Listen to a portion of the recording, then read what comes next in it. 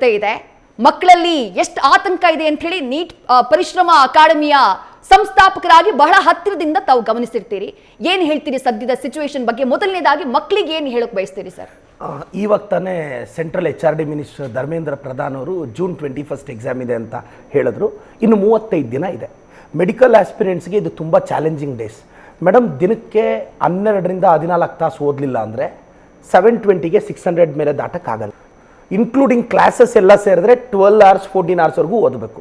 ಸುಮ್ಮನೆ 1 hour 2 hours ಓದಿದ್ರೆ medical seat ಆಗೋದೇ ಇಲ್ಲ.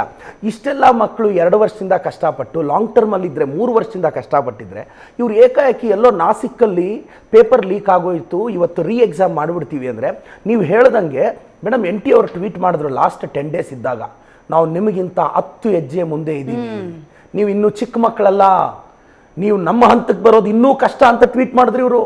ಎಲ್ಲರೂ ಪ್ಯಾನಿಕ್ ಆದ್ರು, ಏನಪ್ಪ ಮತ್ತೆ high level of security, artificial intelligence. Madam, ಅವ್ರ ಟ್ವಿಟರಲ್ಲೇ ಇದೆ.